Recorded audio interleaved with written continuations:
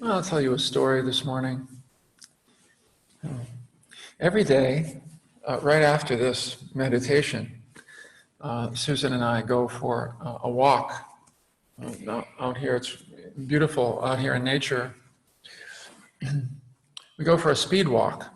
It's also our exercise, our aerobic exercise. And we speed walk down the road quite a while. We do go about 3 miles altogether.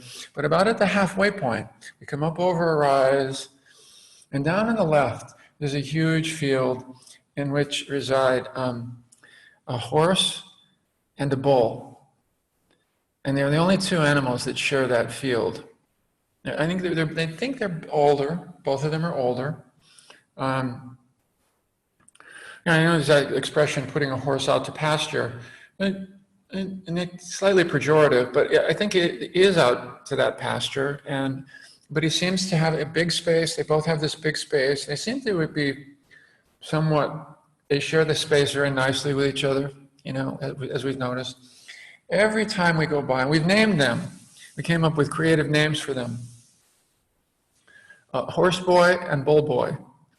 Yeah. Now, interesting because we have two cats, brother and sister cats, and we've come up with really creative names for them as well. That would be boy and girl. We had a previous set of twin cats from the same litter, a brother and a sister, and we also had named them boy and girl. It's not that we lack imagination, but somehow in our animal naming, we seem to be a little limited, a little pragmatic, a little to the point. Anyway, so we see horse boy and bull boy every day. And every day we go by, that's when we slow down, we stop a little bit, we talk to these animals. And sometimes they look over, but they're in their own world. And we bring a carrot. And we'll wave, we'll talk to the horse, we'll yell to the horse in particular. Bulls don't particularly like carrots, we understand. We wave the carrot, and it might look up, maybe not. So finally, this past week, the horse, we noticed, was starting to come a little bit closer when we'd go by, a little bit closer. And finally this week, he took the carrot. Came over and took the carrot and took some affection, on his, on his nose, his face, and it was so moving to us, actually, to feel how animals too need to feel out energetically a sense of trust, whether this is a trustworthy situation. We have a sense, maybe I wouldn't say that these animals have been abused in any way, maybe a little bit. We know there are kids across the street who live in the family across. We never have seen anyone connect with the horse, but we only go by once a day, so we don't know. But maybe we don't know if he's gotten much attention, but it took 10 weeks of us going by every day before the horse would take the carrot. Now, when we go by, I think he started to put together the timing of it, because we go up at the same time every day. And animals can put that 2 and 2 together. And he'll be close to the fence, so that he can get his carrot. And Bull Boy comes over, and we actually tried to give him a piece of carrot one time, but he spit it out right away. So we're going to Google what bulls eat when we go home, and maybe we can bring him a snack too.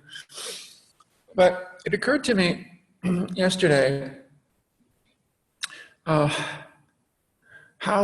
true it is for all of us, how long it takes us to be able to receive carrots. To really receive carrots. We know there are a lot of sticks out there in the world as well. We know there are a lot of sticks out there, but there are also a lot of carrots out there. And sometimes, speaking for myself, it's taken me so long to really receive the kindness from the universe in all of its forms, even though it was being kind of offered to me. I don't mean I would spit it out, really push away hard, but it would be kind of a provisional, okay, thank you, got it, but with a sense of distance, a sense of emotional distance, a sense of a little provisional. I kind of, thank you for the compliment, but do I really let in the compliment? Usually not, right? For a long time. Usually, oh, thanks a lot, but it's nothing. Thanks, but I'm not really letting it in, for example, The various forms in which we so often are a little bit more accustomed to offering carrots than to really receive them when they're offered to us. And for me, that's actually been part of a process.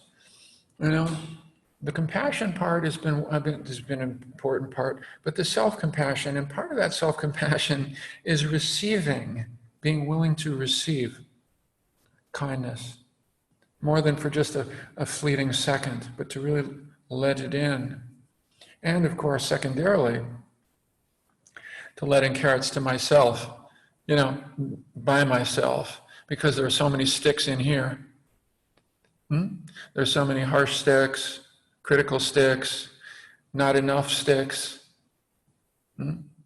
Maybe someday sticks, but not today. Not yet, not good enough. Yeah? Yeah.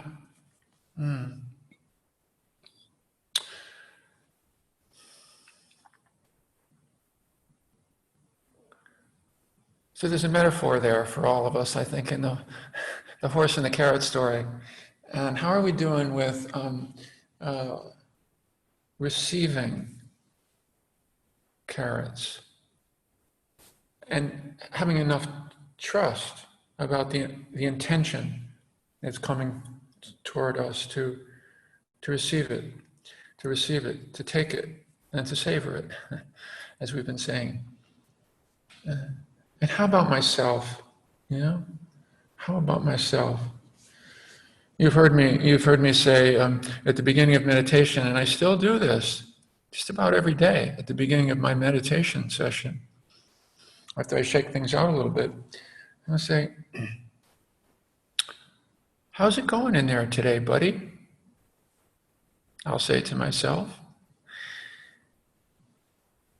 So it's taken me a long time, but right at the beginning, I offer myself a carrot. How's it going in there, buddy?